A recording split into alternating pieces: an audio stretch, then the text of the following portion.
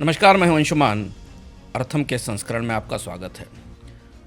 प्रतिरक्षा की रणनीतियों में एडवर्सरी या एनिमी स्टेट का सिद्धांत बड़ा सामान्य है।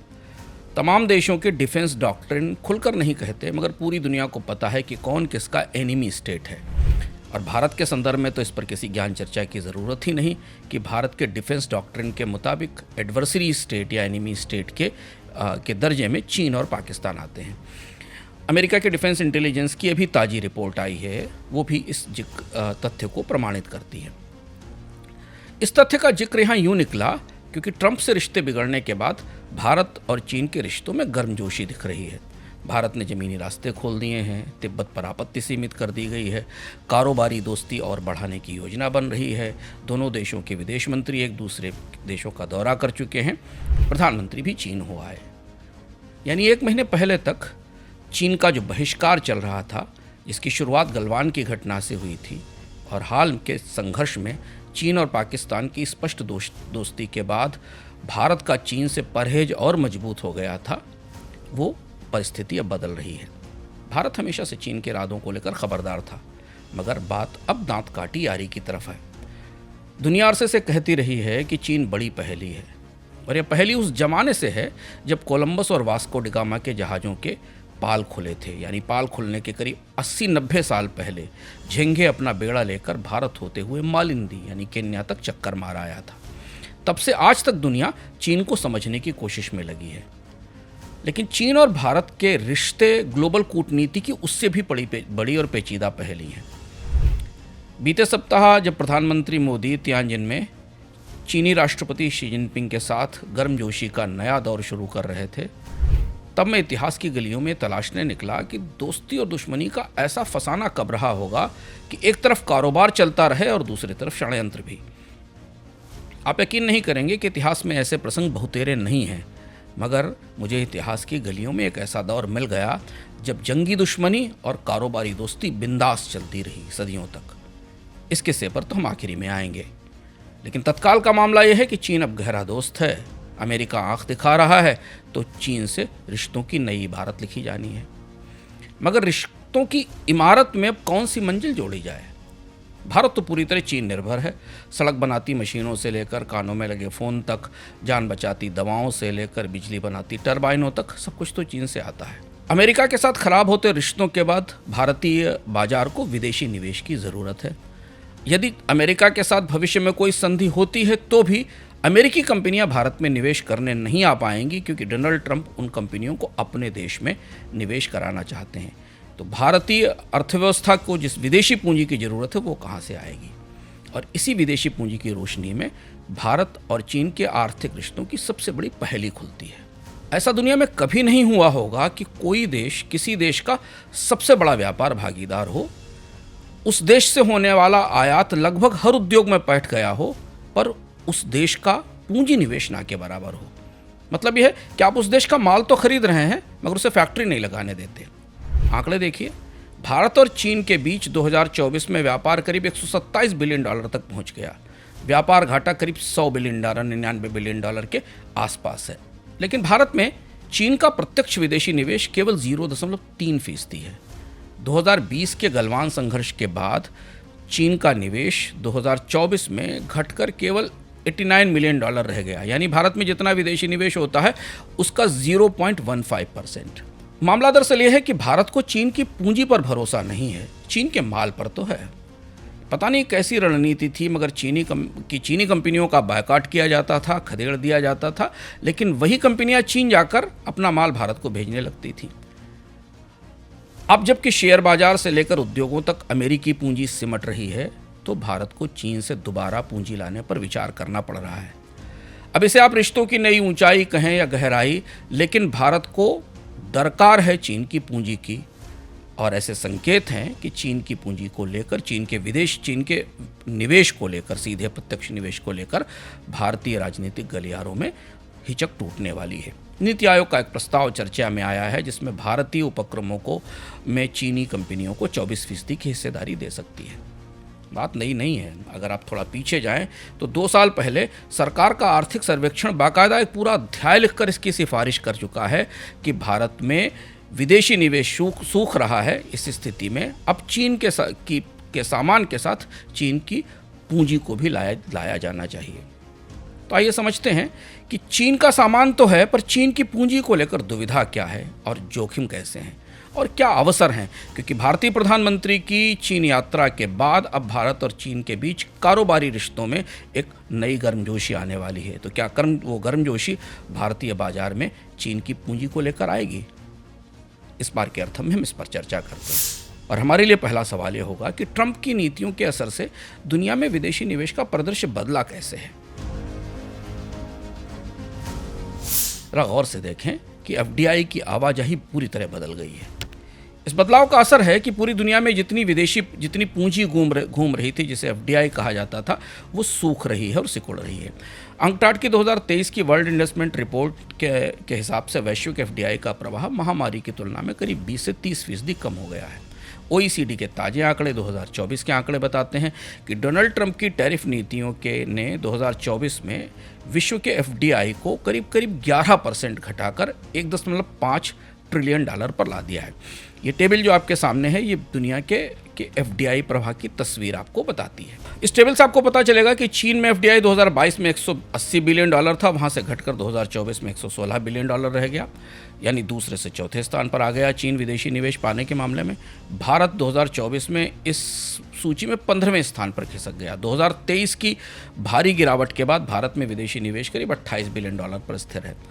अमेरिका में हर साल अब एफडीआई बढ़ रहा है और एफडीआई का वो शीर्ष गंतव्य है। प्रतिवर्ष करीब 340 से 368 बिलियन के आसपास का निवेश हो रहा है। सिंगापुर, हांगकांग एशिया के प्रमुख केंद्र हैं, जहां पर कंड्यूट के लिए, जहां से निवेश करके दूसरी जगह निवेश करने के लिए जिन्हें केंद्र बनाया जाता है। इसके अलावा ब्राज़ील में 50 से 92 बिलियन के आसपास का एफडीआई है, पर जिसमें उतार चढ़ाव दिखाई देता है। लेकिन लैटिन अमेरिका में सबसे महत्वपूर्ण देश है ब्राज़ील, जिसे विदेशी निवेश मिलता है। FDIintelligence.com के आंकड़े में बताते हैं कि चीन में 2024 में विदेशी निवेश कम हुआ है और ये विदेशी निवेश 3 दशकों में दरअसल सबसे कम है। अमेरिकी कंपनियों ने 2025 में चीन में निवेश को 48% तक सीमित करने की योजना बनाई है। यानी जो निवेश, अमेरिका का जो निवेश 2024 में 80% था, वो अब घटकर आधा रह जाएगा, ऐसा संकेत है। इस बदलाव से वियतनाम जैसे देशों में एफडीआई बढ़ रहा है, जहां एफडीआई का स्टॉक 2 साल में 8% बढ़ा है। ट्रंप की टैरिफ नीतियां टैरिफ जंपिंग को भी बढ़ावा दे रही हैं। अब आप कहेंगे टैरिफ जंपिंग क्या है? टैरिफ जंपिंग एक ऐसी व्यवस्था है जिसमें विदेशी कंपनियां अमेरिका या दुनिया के उन देशों में उत्पादन शुरू करती हैं जिनके जरिए अमेरिका में टैरिफ की मार से बचा जा सके या अमेरिका में सस्ते टैरिफ पर सामान बेचा जा सके। अमेरिका 2025 में करीब 340 से 400 बिलियन डॉलर का एफडीआई आकर्षित करना चाहता है, लेकिन मैं सिटी ग्रुप की एक रिपोर्ट पढ़ रहा था, उसके मुताबिक है कि सप्लाई चेन टूटने और इंटरमीडिएट सामानों की लागत बढ़ने से अमेरिका में ये निवेश आना मुश्किल है। इसके बजाय कंपनियां आसपास के देशों में और उन देशों में जहां से निर्यात के लिए अमेरिका में सुविधाएं हैं और इंपोर्ट ड्यूटी कम है, वहाँ ये निवेश करेंगी। यानी टैरिफ जंपिंग ज्योग्राफीज़ में ये निवेश बड़ा निवेश होगा और जहाँ से सामान अमेरिका के बाज़ार में बेचा जाएगा डोनाल्ड ट्रंप के टैरिफ से बचने के लिए या कम टैरिफ के अवसरों का लाभ उठाने के लिए। यूरोपीय संघ ने मीडिया, कच्चे माल और परिवहन जैसे क्षेत्रों में एफडीआई की जांच को और सख्त कर दिया है। एफडीआई पर क्षेत्रीय और उद्योग आधारित ट्रेंड भी बदले हैं। इलेक्ट्रॉनिक्स और मशीनरी जैसे क्षेत्रों का जो विदेशी निवेश है वो दूसरे देशों में जा रहा है। निर्माता नए निर्यात केंद्र तलाश रहे हैं। यहाँ भी टैरिफ जंपिंग एक बड़ा आकर्षण है, ताकि उन भूगोलों से, उन ज्योग्राफी से में निवेश किया जा सके जहाँ से अमेरिका को आसानी से और कम टैरिफ पर सामान बेचा जा सके। चीनी कंपनियाँ, खासतौर पर जो सरकारी उद्यम हैं, उन्होंने विदेशी निवेश कम कर दिया है और अब चीन की कंपनियां घरेलू निवेश पर ध्यान केंद्रित कर रही हैं। बेल्ट एंड रोड देशों में अपेक्षित निवेश में वृद्धि नहीं हुई है। अब भारत के लिए इस पूरे बदलते परिदृश्य में अपनी जो मैन्युफैक्चरिंग ज़रूरतें हैं, उनके लिए रणनीतिक तौर पर नए तरीकों की ज़रूरत होगी, क्योंकि भारत को विदेशी निवेश चाहिए और पूरी दुनिया में विदेशी निवेश का क्रम भी बदल रहा है और आपूर्ति भी सिकुड़ रही है। तो अगला सवाल होगा कि विदेशी निवेश में इस उथल पुथल के बीच भारत के विदेशी निवेश की क्या स्थिति है, और ये बेहद महत्वपूर्ण है जानना। भारत में विदेशी निवेश की एफडीआई की गिरावट कोविड से पहले से ही शुरू हो गई थी। कोविड के बाद इसमें और तेजी आई। उद्योग मंत्रालय के आंकड़े बताते हैं कि 2024-25 में भारत में कुल एफडीआई 50 बिलियन के आसपास रहा, जो पिछले साल से 13% अधिक है।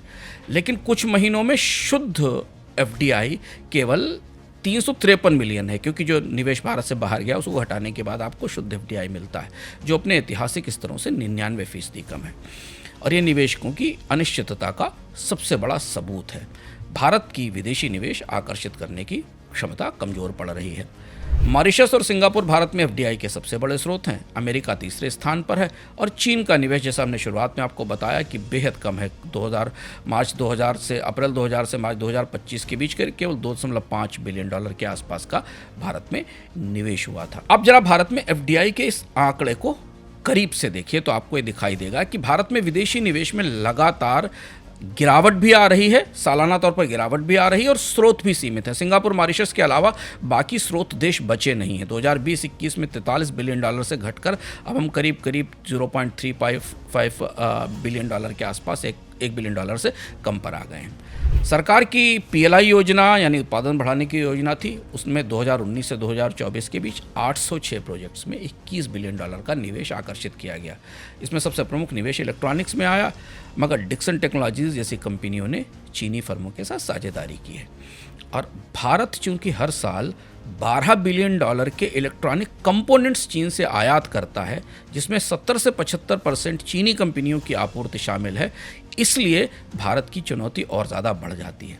ट्रंप के 50% टैरिफ के बाद अब भारत में निवेश कम करने वाली कंपनियों के लिए चुनौती ये है कि उनके लिए इस ड्यूटी पर अमेरिका के बाजार में निर्यात करना असंभव है और इसलिए सरकार को पीएलआई स्कीम को भी सीमित करना पड़ा है। भारत सरकार की सबसे बड़ी चुनौती इस समय यह है कि मौजूदा निवेश कैसे रोका जाए। नया निवेश तो बाद में आएगा। फार्मा कंपनियां, ज्वेलरी, कपड़ा कंपनियां, ये तमाम कंपनियां अमेरिकी बाजार में सस्ती पहुंच के लिए भारत के बाहर देशों में निवेश की तैयारी कर रही हैं, यानी वो टैरिफ जंपिंग का फ़ायदा उठा रही हैं। अगला सवाल हमारे सामने होगा, चीन तो बड़ा निवेशक है, बीते कुछ वर्ष में पूरी दुनिया में चीन के निवेश में क्या बदलाव दिखाई दिया है? चीन का निवेश कैसे पूरी दुनिया के बाजारों में फैल रहा है या सिकुड़ रहा है? यकीनन चीन विदेशी निवेश का केंद्र ही नहीं बल्कि खुद बड़ा निवेशक भी है। यानी चीन जितना विदेशी निवेश आकर्षित करता है, उसकी तुलना में काफ़ी बड़ा हिस्सा पूरी दुनिया के देशों में निवेश भी करता है। बीते कुछ वर्षों में चीन ने विश्व के देशों में अपना निवेश बढ़ाया है। डोनाल्ड ट्रंप के पहले कार्यकाल के दौरान ही चीन ने अपनी निवेश रणनीति बदली थी और 3 तरह से पूरी दुनिया को अपने निवेश से, अपनी पूंजी से आकर्षित किया है।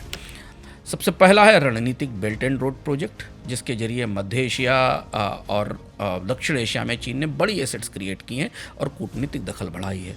दूसरा है चीन की बहुराष्ट्रीय कंपनियां जो यूरोप, अमेरिका और बेल्ट एंड रोड वाले देशों में उत्पादन केंद्र बना रही हैं या कंपनियों का अधिग्रहण कर रही हैं। और तीसरा सबसे महत्वपूर्ण हिस्सा है कि अमेरिकी प्रतिबंधों से बचने के लिए कनेक्टर देशों में निवेश, जहां से चीन के कच्चे माल की आपूर्ति के आधार पर निर्यात किया जा सके। चीन के ग्लोबल एफडीआई की तस्वीर आपके सामने दिखाई दे रही है। इसमें मिडिल ईस्ट सबसे बड़ा हिस्सा लेकर सामने आता है और इसके बाद फिर बेल्ट एंड रोड इनिशिएटिव के देश आते हैं, फिर साउथ ईस्ट एशिया के रिपोर्ट आते हैं। ताज़ा आंकड़े बताते हैं कि बेल्ट एंड रोड इनिशिएटिव में चीन का करीब 1.17 ट्रिलियन डॉलर का प्लान है और जिसका बड़ा असर हुआ है सेंट्रल एशिया और मध्य एशिया पर। जेपी मोर्गन की एक रिपोर्ट ताजी हमारे सामने थी जिस पर हम पढ़ रहे थे कि 2013 से बेल्ट एंड रोड इनिशिएटिव की तरह चीनी कंपनियों जो 1.17 ट्रिलियन डॉलर का निवेश किया है, उसमें भी 2024 में बीआरआई ने रिकॉर्ड निवेश बनाया। अभी तक करीब 70 बिलियन डॉलर के अनुबंध किए गए हैं और इनमें 51 बिलियन डॉलर का निवेश शामिल है। 2024 बीआरआई की दृष्टि से सबसे महत्वपूर्ण साल रहा है, बीता साल, जहां चीन ने अपने निवेश को इन देशों में जो कि बीआरआई का हिस्सा हैं, सेंट्रल एशिया के देश, उनमें अपना निवेश बढ़ाया है। 2024 में चीन का प्रत्यक्ष विदेशी निवेश 162 बिलियन डॉलर तक पहुंचा है, जो करीब 10 पिछले सालों से 10% ज़्यादा है। मध्य पूर्व में बड़ा निवेश हुआ है जो ऊर्जा में और इंफ्रास्ट्रक्चर में केंद्रित है और यही अब नया निवेश कनेक्टर देशों में जा रहा है जो पश्चिमी बाजारों में पहुंचने के लिए चीन के मध्यस्थ के तौर पर काम करते हैं। होगल लावेल्स की रिपोर्ट में पढ़ रहा था, वो बताती है कि दक्षिण पूर्व एशिया में चीनी निवेश करीब 28.5 बिलियन डॉलर तक पहुंच गया है, जो पिछले 1 साल में 1.5 साल में 40 से 42% की बढ़ोतरी है। वियतनाम, मलेशिया, थाईलैंड, इंडोनेशिया में कुल मैन्युफैक्चरिंग एफडीआई पिछले एक दशक में करीब $2.2 बिलियन से बढ़कर $8.8 बिलियन हो गया और इसमें बड़ा हिस्सा चीन के निवेश का था। और ये चीन ने चूंकि ट्रंप के प्रतिबंधों से बचने की तैयारी पहले से शुरू कर दी थी, तो ये निवेश पिछले सालों में किया गया ताकि इन देशों से चीन के सामान का एक्सपोर्ट अमेरिका के बाजार में किया जा सके। जैसे उदाहरण के लिए चीनी कंपनियों ने 2020 में निकल के एक्सपोर्ट पर प्रतिबंध के बाद निकल की सप्लाई चेन में बड़ा निवेश किया और इसका नतीजा यह हुआ, उदाहरण सामने है हमारे, कि इंडोनेशिया इलेक्ट्रिक वाहन की सप्लाई चेन में सबसे ऊपर पहुंच गया क्योंकि निकल इसके पास एक महत्वपूर्ण निर्यात था। इंडोनेशिया, मलेशिया, थाईलैंड और वियतनाम में चीनी पूंजी मौजूद है। वे अपनी नीतिगत स्वतंत्रता बनाए रखते हैं लेकिन चीन की पूंजी का इस्तेमाल करते हैं और तकनीकों के लिए भी और अपने उद्योगों को बेहतर तकनीक लाने के लिए भी चीनी पूंजी का इस्तेमाल कर रहे हैं। चीन की तकनीक भी इन बाजारों में पहुंच रही है जो कि घूमकर बाद में पश्चिमी बाजारों में पहुंच जाती है। एक और महत्वपूर्ण तथ्य जो आंकड़ों से दिखता है कि चीनी कंपनियों का जो वैश्विक विस्तार है वो भी बड़ी सफलता है। चीन की कंपनियां अब क्षेत्रीय से ग्लोबल इन्वेस्टर बन गई हैं। बेल्ट एंड रोड की इनिशिएटिव और गो आउट की जो नीति चीन ने अपनी कंपनियों के लिए बनाई है, उसके बाद पूर्वी ईस्ट एशिया में बुनियादी ढांचे और डिजिटल क्षेत्र में और अफ्रीका में माइनिंग में चीन की कंपनियों ने बड़ा निवेश किया है। Energy, digital infrastructure, high and manufacturing पर केंद्रित निवेश चीन का जो कूटनीतिक जाल है पूरी दुनिया में उससे काफ़ी मेल खाता है और इसलिए चीन ने अपनी कंपनियों को इस तरह से आगे पहुंचा है। चीन की कंपनियां क्या करती हैं? स्थानीय कच्चे माल का इस्तेमाल करती हैं, लोकल लेबर का इस्तेमाल करती हैं, पर तकनीक चीन की होती है, प्रोडक्ट का इनोवेशन वहाँ चीन की तरफ से किया जाता है। इसका चीन को सबसे बड़ा फ़ायदा ये होता है कि चीन के स्टैंडर्ड और तकनीक उस देश में स्थापित होते चले जाते हैं। एक और महत्वपूर्ण तथ्य है कि चीन के विदेशी निवेश का 75% हिस्सा मैन्युफैक्चरिंग में या माइनिंग में गया है। यानी चीन की कंपनियां केवल एक्सपोर्टर ही नहीं हैं, सामान का निर्यात ही नहीं कर रही हैं, बल्कि स्थानीय उत्पादन में, बुनियादी ढांचे में और कर्मचारियों को अपनी तकनीकों और तौर तरीकों में ढालने में भी बड़ा निवेश कर रही हैं। इसका उदाहरण आप सामने देखिए।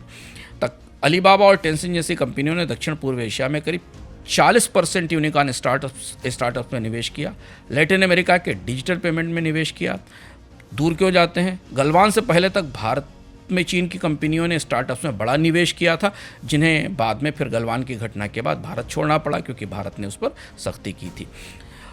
2024 में करीब जो $70 बिलियन के अनुबंध चीन की कंपनियों ने पूरी दुनिया में किए हैं, इसमें $30 बिलियन का निवेश बैटरी में, सोलर पैनल्स में और इलेक्ट्रॉनिक्स में किया गया है। एक और अंतिम महत्वपूर्ण बात चीन के निवेश को समझने के लिए ज़रूरी है कि चीन अब तकनीकों के हस्तांतरण की मंजूरी देने में सख्ती कर रहा है, खासतौर से मध्यम और बड़ी कंपनियों को।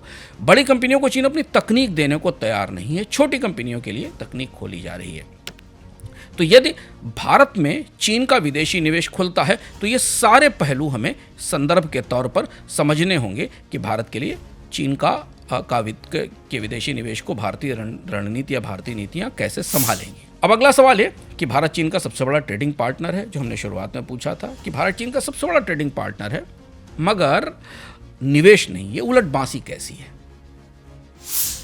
इसे भी हम समझते हैं और फिर उसके बाद हम जानने की कोशिश करेंगे कि चीन से विदेशी निवेश लाने के अवसर क्या हैं और जोखिम क्या हैं, क्योंकि इस पर आने वाले दिनों में चर्चा होने वाली है। इस बहस की शुरुआत कहीं और से नहीं बल्कि सरकार के भीतर से हुई और गलवान की घटना के बाद। भारत और चीन के रिश्ते गलवान की घटना के बाद पटरी से उतर गए थे, लेकिन उसके बाद आर्थिक सर्वेक्षण आया जिसका संकेत हमने शुरुआत में कहा था।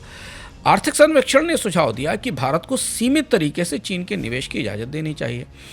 उस वक्त तक अमेरिका और यूरोप की कंपनियां चीन से निकलने की तैयारी कर रही थीं क्योंकि ट्रंप सत्ता में आने वाले थे और सरकारी समीक्षा ने कहा था कि अगर चीनी कंपनियां भारत में निवेश करके यहीं से उत्पाद बनाकर पश्चिमी देशों को निर्यात करें तो इसका भारत को बड़ा फायदा होगा और इससे भारत का व्यापार घाटा कम होगा, नई फैक्ट्रियों लगेंगी तो रोजगार आएगा और चीन की तकनीक और सप्लाई चेन तक पहुंच बनेगी। और दूसरा, भारत खुद को चाइना +1 की रणनीति में एक महत्वपूर्ण केंद्र बना सकता है। ये चर्चा काफ़ी समय रही चाइना +1 की। वियतनाम ने लगभग ऐसा ही किया। वियतनाम ने हर साल करीब $8.8 बिलियन का चीनी इन्वेस्टमेंट हासिल किया और उसका निवेश किया। अब आप याद कीजिए, जब आर्थिक समीक्षा आई तब इस सिफारिश को बड़ी जली कटी सुननी पड़ी। बड़ी तीखी प्रतिक्रिया हुई कि सरकार का अपना ही दस्तावेज, वित्त मंत्रालय का की आर्थिक समीक्षा ये सिखा रही है कि भारत में चीन का विदेशी निवेश होना चाहिए। सच है कि 2024-25 में दोनों देशों का जो द्विपक्षीय व्यापार है वो केवल करीब 127.7 बिलियन डॉलर पर पहुंच गया है। लेकिन अगर आप 2000 से अभी तक देखें तो भारत में विदेशी निवेश, चीन का निवेश कुल 2.5 बिलियन डॉलर है। एफडीआई का करीब 30 से 0.35 से 45% के आसपास है।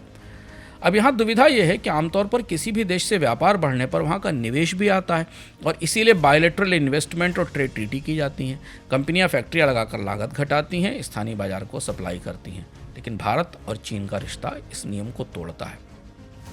भारत में व्यापार बढ़ा, निवेश नहीं आया। भारत सरकार चीन के साथ बढ़ते व्यापार घाटे से परेशान है। 2024-25 में भारत का व्यापार घाटा करीब 100 बिलियन डॉलर तक पहुंच जाएगा, यानी 2020-21 के मुकाबले 2 गुना है। भारत का चीन को निर्यात भी नहीं बढ़ रहा है, गिर रहा है, करीब 14.25 बिलियन डॉलर के आसपास है, जबकि चीन से इंपोर्ट 113 बिलियन डॉलर के आसपास पहुंच गया है। यहाँ तक कि भारत का निर्यात चीन को 2014 के स्तर से भी नीचे चला गया है। अब ये व्यापार घाटा नहीं है, ये भारत और चीन के उत्पादों के बीच प्रतिस्पर्धा का एक संकट है कि भारत के उत्पाद चीन के बाजार में पहुंच ही नहीं रहे, जबकि चीन की कंपनियां बड़े पैमाने पर अपने उत्पाद बनाकर भारत में एक्सपोर्ट कर रही हैं। चीन मोबाइल पार्ट्स के मामले में चीन का आयात सबसे बड़ा है। लैपटॉप पीसी का में करीब 3.8 बिलियन का आयात है, 70% हिस्सेदारी है, 70% से ज़्यादा हिस्सेदारी है। भारत का सोलर सेक्टर भी चीनी सप्लाई चेन पर निर्भर है। 2024 में चीन का जो ग्रीन एनर्जी निवेश है वो भी दुनिया में 11.8 बिलियन डॉलर तक पहुंच गया है। अब दुविधा समझिए, सरकार ने इस सब के बाद बार बार ये कहा कि भारत को चीन का निवेश प्रोत्साहित नहीं करना चाहिए और इस नीति का आधार था सरकार का मशहूर प्रेस नोट 3। गलवान घाटी में झड़प के बाद भारत ने प्रेस नोट 3 जारी किया। इसके तहत भारत की सीमाओं से जुड़े हुए देशों के साथ, जिसमें चीन शामिल था, हर निवेश को सरकार की मंजूरी जरूरी हो गई और नतीजा यह हुआ कि चीन से निवेश जो 2019 में करीब 163 बिलियन डॉलर था, वो 2021 में घटकर केवल 27 बिलियन डॉलर रह गया। उद्योग मंत्रालय के आंकड़े बताते हैं कि BYD का 1 बिलियन डॉलर का EV project, great wall Motors की योजना, ये सारी योजनाएं इसी दौरान आईं और रद्द हो गईं। लेकिन अब जबकि अमेरिका से विदेशी निवेश कम होने की संभावनाएं बढ़ रही हैं या लगभग समाप्त से दिख रही हैं, अमेरिका से विदेशी निवेश आने की संभावनाएं, तो नीति आयोग का एक सुझाव गलियारों में है कि चीनी कंपनियों को भारतीय बाजार में हिस्सेदारी दी जानी चाहिए। 24% की सीमा की बात क्यों हो रही है? वो इसलिए क्योंकि अंतर्राष्ट्रीय स्तर पर 25% की निगरानी सीमा से नीचे है। 25% की सीमा के बाद फिर निगरानी की और ऑब्जर्वेशन की और विजिलेंस की जरूरत होती है। लेकिन अब सरकार के बीच में चर्चा है कि चीनी कंपनियां इतनी कम हिस्सेदारी पर टेक्नोलॉजी साझा करने में हिचकेंगी। मंत्रालयों में भी उद्योग मंत्रालय इस बात का समर्थन करता है कि चीन की विदेश की पूंजी भारत में आनी चाहिए, लेकिन रक्षा मंत्रालय इसका विरोध कर रहा है। तो आज जब हम इस अर्थम पर बात कर रहे हैं तो परिस्थिति ये है कि भारत चीन के साथ सबसे बड़ा व्यापार भागीदार है, सबसे बड़ा 100 बिलियन डॉलर के आसपास का घाटा है और भारत सरकार सक्रिय तौर पर चीन की पूंजी को भारत में लाने के प्रस्तावों पर विचार कर रही है। और प्रधानमंत्री के चीन से लौटने के बाद अगले कुछ हफ्तों में हमें दिखाई भी देगा कि भारत सरकार की तरफ से चीन के निवेश को लेकर कुछ निर्णय किए जाए, कुछ बताए जाएं। तो हमारे लिए इस संदर्भ में समझना ज़रूरी है और ये अगला सवाल भी है हमारा कि भारत के लिए इस समय दुविधा क्या है चीन के विदेशी निवेश को लेकर, क्या लाभ हैं और क्या खतरे हैं। प्रधानमंत्री मोदी और शी जिनपिंग नई दोस्ती की बुनियाद रख चुके हैं और ड्रैगन और हाथी के एक साथ, ड्रैगन और एलिफेंट के एक साथ डांस करने की बात चल रही है। तो यह समझना ज़रूरी है कि भारत को क्या फ़ायदा होगा चीन की पूंजी से और किस तरीके के नुकसान होंगे, क्योंकि चीन के साथ भारतीय रिश्तों के आयाम बेहद रणनीतिक हैं और बेहद पेचीदा हैं। जैसे अगर हमें माने कि फ़ायदा क्या होगा, तो भारत की औद्योगिक महत्वाकांक्षाओं के लिए चीन का निवेश सप्लाई चेन में एकीकरण का साधन हो सकता है। आज दुनिया में करीब 30 से 35% मैन्युफैक्चरिंग चीन में होती है। भारत के लिए चूंकि पूरी तरह से डीकपलिंग संभव नहीं है, यानी चीन से पूरी तरह अलग होना संभव नहीं, कच्चा माल और वहाँ से तो आ रहा है, तो रणनीतिक रूप से भारत इसमें ज्वाइंट वेंचर्स के जरिए, संयुक्त उपक्रम के जरिए टेक्नोलॉजी ट्रांसफ़र के रास्ते खोल सकता है, जिसमें ना तो पूरी खुली छूट हो और ना पूरी रोक हो, इन दोनों के बीच कहीं खड़ा होगा। अगर आप मॉडल देखें तो डिक्सन और लॉन्गचीर की जो कंपनी की पार्टनरशिप थी इसका उदाहरण है, जहां भारत की बहुमत हिस्सेदारी है, भारत के पास ज़्यादा हिस्सेदारी है और चीन की तकनीक शामिल है। इलेक्ट्रॉनिक कंपोनेंट्स में खास तौर पर चीन की विशेषज्ञता है, जिसमें camera module, display technologies, battery systems, precision mechanicals, इनमें चीन की तकनीक भारत में लाई जा सकती है। डिक्सन ने चोंगचिंग युहाई और कुनशान क्यूटेक एचकीसी जैसी कंपनियों के साथ भी समझौते किए हैं। दूसरा महत्वपूर्ण सा बुनियादी ढांचा है। चीन की निर्माण क्षमता भारत के औद्योगिक ढांचे को आधुनिकीकरण दे सकती है। चीन ने अभी तक पूरी दुनिया में करीब करीब $704 बिलियन से अधिक के कंस्ट्रक्शन कॉन्ट्रैक्ट पूरे किए हैं। इंफ्रास्ट्रक्चर में निवेश चीन से लाया जा सकता है, लेकिन यहाँ सुरक्षा की और सॉवरेनिटी की बड़ी चिंताएं हैं, खासतौर पर जब प्रोजेक्ट्स परिवहन में हों, पावर सेक्टर में हों या सीमावर्ती इलाकों में हों। भारत टेक्नोलॉजी ट्रांसफ़र मैकेनिज्म भी डेवलप कर सकता है। भारत की पीएलआई योजनाओं में टेक्नोलॉजी ट्रांसफ़र की शर्त शामिल है। खासतौर पर अगर रिश्ते बेहतर होते हैं तो इलेक्ट्रॉनिक कंपोनेंट्स मैन्युफैक्चरिंग स्कीम में चीन के साझेदारों से टेक्नोलॉजी ली जा सकती है। इससे भारतीय कंपनियां केवल पूंजी तक सीमित न रहकर चीन की बाकी तकनीकों का भी लाभ ले सकेंगी, और बस यही एक तरीका ऐसा दिखता है जो क्रमशः चीन से इंपोर्ट पर निर्भरता कम करने में मदद करेगा, क्योंकि हम वैसे भी चीन के कंपोनेंट्स का भारत में इस्तेमाल कर रहे हैं। वियतनाम और थाईलैंड ने इस तरीके की साझेदारियों के जरिए क्षमताएं विकसित की हैं। यह है एक पक्ष, ये पहला पक्ष है जो सरकार के भीतर चल रही चर्चाओं में जो पुरानी आर्थिक सर्वेक्षण की रिपोर्ट है, इन सब के बीच चीन की पूंजी भारत में लाए जाने के फायदों को गिनाता है। लेकिन अब हम इसका दूसरा हिस्सा समझते हैं जो खतरे का है और जहां सबसे बड़ी दुविधा सरकार के लिए है। चीन का निवेश आर्थिक प्रगति तो लाता है, लेकिन सुरक्षा संबंधी जोखिम भी लाता है। उसकी सबसे बड़ी वजह यह है कि चीन की कंपनियां अक्सर सरकार से जुड़ी होती हैं। अधिकांश निवेश भारत और पूरी दुनिया में चीन की कंपनियां करती हैं और जिनको सरकारी संरक्षण हासिल होता है या पार्शियली पीएसयूज होती हैं, जिससे जासूसी और रणनीतिक प्रभाव की आशंका रहती है। और इसके असंख्य उदाहरण पूरी दुनिया में फैले हुए हैं, जहाँ चीनी कंपनियों को जासूसी में, घरेलू राजनीति में दखल करते पाया गया है।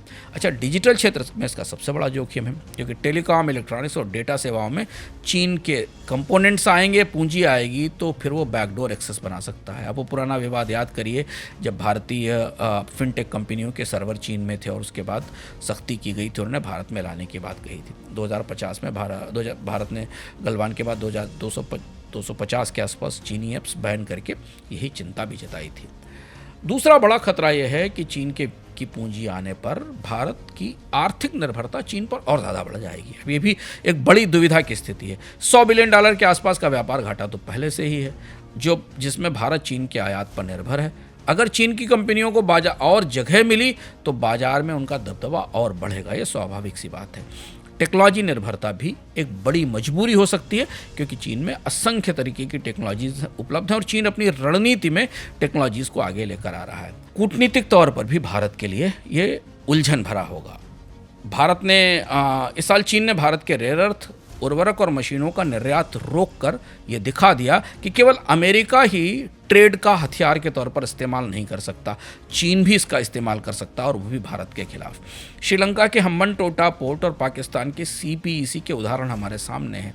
अफ्रीका के कई प्रोजेक्ट्स के उदाहरण हमारे सामने हैं, जिसमें चीन ने उन पर हाथ मरोड़कर कब्जा कर लिया है, कर्ज दिया है और उसके बाद इन परियोजनाओं को अपने कब्जे में ले लिया है। भारत के लिए जोखिम सबसे बड़ा यह है कि चीन का भारत में अधिक निवेश अमेरिका के साथ रिश्ते बिगाड़ सकता है। अब आप कहेंगे इस स्थिति में रास्ता क्या है? ये दोनों विकल्प हैं जो सामने मेज पर रखे हुए हैं। तो हम आ गए आखिरी सवाल पर कि चीन की पूंजी को लेने का तरीका क्या हो सकता है, जिससे जोखिम कम रखा जाए और भारत को जो चुनौती मिल रही है अमेरिका की पूंजी सूखने से और अंतर्राष्ट्रीय बाजार में, खासतौर से अमेरिकी बाजार में निर्यात टूटने से, उसे कैसे निपटा जाए। इस बात के संकेत हैं कि चीन की पूंजी पर सरकार कुछ न कुछ उधार ज़रूर होगी। उम्मीद है कि अगले कुछ हफ्तों में कुछ इस तरीके के फैसले भी आ जाएं। आप कैसे समझेंगे कि यह फैसला सही और सुरक्षित होगा, या सरकार को क्या करना चाहिए? इसे समझने के लिए हम आपको एक परिदृश्य बताते हैं। भारत को चीन की एफडीआई की स्क्रीनिंग के लिए एक स्पष्ट कानूनी ढांचे की जरूरत है। ध्यान रखिएगा, चीन की पूंजी अगर इन व्यवस्थाओं के तहत आएगी तभी इसका भरोसेमंद और इसकी सुरक्षा संबंधी सुरक्षा संबंधी प्रासंगिकता भी स्पष्ट हो सकेगी और ये माना जा पाएगा कि इसे सुरक्षित है। तो सबसे पहली चीज़ है कि चीन के निवेश के लिए भारत में एक स्पष्ट कानूनी ढांचा बनना चाहिए ताकि पारदर्शिता और कानूनी मजबूती बनी रहे। भारत में आज तक कभी ऐसा नहीं हुआ, लेकिन चीन के निवेश में भारत सरकार को एक स्वतंत्र निवेश समीक्षा बोर्ड बनाने की जरूरत है जिसमें विभिन्न क्षेत्रों के विशेषज्ञ हों ताकि हर प्रस्ताव की पड़ताल हो सके। समझौते ऐसे हों जिसमें कि भारतीय कंपनियों को भी चीन में बराबर की पहुंच मिले, यानी अगर कोई चीन की कंपनी भारत में निवेश कर रही तो भारतीय कंपनियां भी चीन में निवेश करें।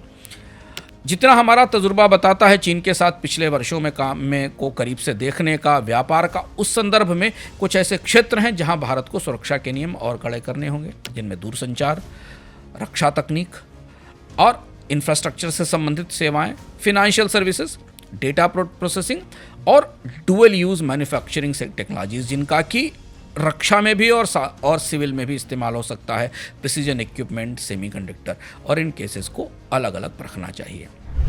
एक और महत्वपूर्ण बात, चूंकि बहस आने वाले समय में आएगी और आप प्रथम नियमित रूप से देख रहे हैं, तो आप इस बहस में थोड़ी जानकारी के साथ हम पार्टिसिपेट कर सकें, भाग ले सकें, इसलिए एक और महत्वपूर्ण बात चीन के निवेश के संदर्भ में भारत में होनी चाहिए। और अगर चीन का विदेशी निवेश भारत खोलता है तो उसे अपने नियम तौर तरीकों को अन्य देशों की तुलना में पूरी तरह बदलना होगा। भारत में इन्वेस्टमेंट कैप्स लगाने के बजाय, रणनीतिक निवेश की सीमा तय करने के बजाय सेक्टर स्पेसिफिक कैप्स लगाने की ज़रूरत होगी।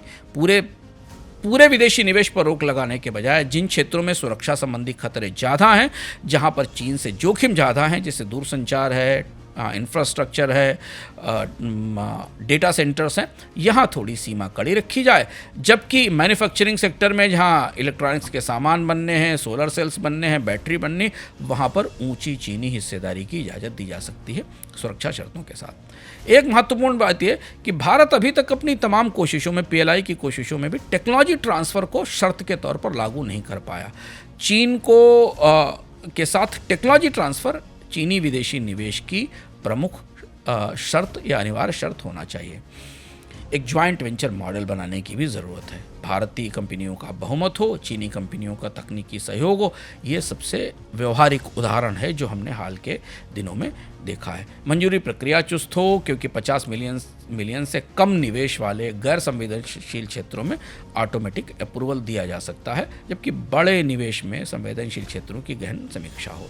एक और महत्वपूर्ण चर्चा चल रही है जो गलियारों में, कि राज्यों को भी इस प्रक्रिया में शामिल किया जाए ताकि कोई निवेश अंततः किसी राज्य की सीमा में होगा तो वो भी इस प्रक्रिया का हिस्सा बने और केंद्र और राज्य मिलकर संतुलित ढांचा बनाएं। भारत सरकार एक काम और कर सकती है, जैसा कि दुनिया के कई देशों ने किया है और चीन के लिए बेहद महत्वपूर्ण है कि भारत अपनी सरकारी कंपनियों के साथ साझेदारी में निजी कंपनियों को शामिल करे। यानी चीन के साथ चीन की कंपनियां, सरकारी कंपनियां, भारत की सरकारी कंपनियां और निजी कंपनियां मिलकर एक साझे उपक्रम बनाएं, जैसा कि सिंगापुर और वियतनाम में किया है। इंडस्ट्रियल पार्क के कुछ मॉडल भी हैं जिनमें कि जहाँ चीनी निवेश जोन बनाने की बात चल रही है, सुरक्षा मॉनिटरिंग और टेक्नोलॉजी ट्रांसफ़र अनिवार्य होगा। अंततः जो बात ज़रूरी है कि इन सारी व्यवस्थाओं में टेक्नोलॉजी ट्रांसफ़र पर फोकस जरूरी है। चूंकि आने वाले दिनों में ये विषय हमारी चर्चाओं में लगातार रहेगा, तो इस पूरे परिदृश्य को समझना जरूरी है। भारतीय अर्थव्यवस्था को विदेशी पूंजी की ज़रूरत है और फिलहाल यूरोप या अमेरिका के पास भारत को देने के लिए पूंजी नहीं है। भारत को अब अपने विदेशी पूंजी नियमों में उदारीकरण करने की ज़रूरत बनती दिख रही है। सरकार के भीतर ही इस बात की राय है कि चीन की विदेशी पूंजी भारतीय बाजार में आ सकती है। तो कैसे आए, इसका हमने पूरा खाका और पूरा विश्लेषण आपको बताने की कोशिश की।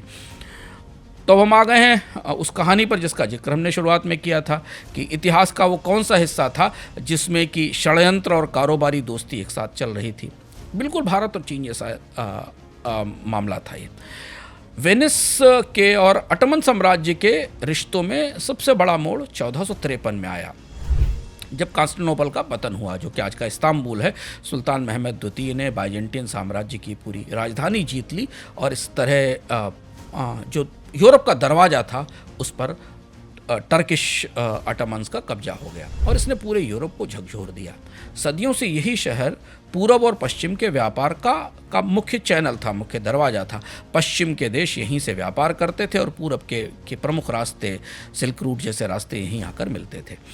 वेनिस के लिए ये बड़ा संकट था क्योंकि वेनिस के व्यापारी पूरी दुनिया में फैले थे और उनकी ट्रेडिंग कॉलोनी सीधे ऑटोमन के नियंत्रण में आ गई। उन्हें गेहूं, मसाले, रेशम जैसी जरूरी वस्तुओं की आपूर्ति की जरूरत थी और अब वो सारी आपूर्ति टर्किश ऑटोमन साम्राज्य के नियंत्रण में पहुंच गई। वेनिस ने एक व्यवहारिक रास्ता चुना, एक प्राग्मेटिक रास्ता चुना। 1454 में जीत के एक साल बाद ही वेनिस ने मेहमद द्वितीय व्यापार से एक संधि कर ली, जो मेहमद सेकंड, जिन्होंने एक जो सेना के नायक थे और ऑटोमन सुल्तान थे, उसके साथ एक ट्रेड डील कर ली। इस समझौते ने वेनिस को हारे हुए हालात में भी, जबकि वेनिस युद्ध हार चुका था, उस पूरे हिस्से में ट्रेड के अधिकार मिल गए, व्यापार करने के अधिकार मिल गए। और आप यकीन नहीं करेंगे कि दुनिया का सबसे अनोखा रिश्ता था जिसमें बार बार वेनिस और ऑटोमन्स के बीच जंग भी चलती रही, लेकिन 1400 से 1800 तक 400 साल तक एक दूसरे के कारोबार पर कोई असर नहीं डाला गया। दोनों देश एक दूसरे के साथ कारोबार करते रहे। ये रिश्ता एक तरह से राजनीतिक व्यवस्था में एक सिद्धांत होता है जिसको ट्रेडर्स डायलेमा कहते हैं, उसका प्रमाण था, जहां एक देश अपने सबसे बड़े रणनीतिक प्रतिद्वंदी के साथ व्यापारिक रिश्ता बनाए रखता है, लेकिन रणनीतिक रूप से उसकी स्थिति को कमजोर भी करता रहता है। वेनिस और ऑटोमन एक दूसरे के भरोसेमंद व्यापारिक साझेदार रहे और युद्ध के मैदान में एक दूसरे के कट्टर दुश्मन भी। बार बार संघर्ष के बावजूद व्यापार की उनकी साझेदारी की नींव था। ऑटोमन गेहूं, मसाले, रेशम, कपास जैसे कच्चे माल वेनिस को बेचते थे, जबकि वेनिस यूरोप से बने साबुन, कागज और बाकी वस्तुओं का निर्यात ऑटोमन के जरिए एशिया के देशों को करता था। इस रिश्ते को जीवंत बनाने वाले कई किरदार थे जो व्यापार में, कूटनीति में, रणनीति के बीच बड़ा संतुलन साधते रहे, जैसे वेनिस की ओर से एंड्रिया गिट्टी, जो व्यापारी और डिप्लोमेट थे, जो सालों तक कॉन्स्टेंटिनोपल में दूत रहकर ऑटोमन का साम्राज्य को समझते रहे और उसके बाद उन्होंने वेनिस लौटकर ऑटोमन से जंग के लिए और ऑटोमन का विस्तार को रोकने के लिए अपने देश का नेतृत्व किया। किस्सा थोड़ा लंबा है, इसे विस्तार से जानने के लिए अगर आप चाहें तो अगले सप्ताहों में अमर उजाला में टाइम मशीन पढ़ सकते हैं। लेकिन इतिहास ये बताता है कि दुनिया के हिस्सों में जब कूटनीतिक पेंच होते हैं तो दो बेहद प्रतिद्वंदी देश भी एक साथ मिलकर व्यापार कर सकते हैं और शायद भारत और चीन को इतिहास इसी मुकाम पर ले आया है, जैसा मुकाम हमने वेनिस और ऑटोमन साम्राज्य के बीच देखा था। तो अब रिश्तों का एक नया दौर शुरू हो रहा है भारत और चीन के बीच। क्या हम भारत में आने वाले दिनों में चीन का सामान ही नहीं बल्कि चीन का निवेश भी देखेंगे। भारत और चीन के रिश्तों की एक करवट अब कई तरीके की उम्मीदों और हजार तरीके के शक शुभों से लबरेज है। आप इसे करीब से देखिए, समझिए, हर खबर को जानिए और उसके भीतर छिपे मर्म को समझिए। हमने आपको बताने की कोशिश की कि भारत और चीन के रिश्तों की अगली मंजिल क्या होने वाली है और उस मंजिल में कौन कौन से मोड़ हैं, कौन कौन से खतरे और जोखिम हैं। अर्थम में आज इतना ही, फिर मिलते हैं अगले संस्करण में।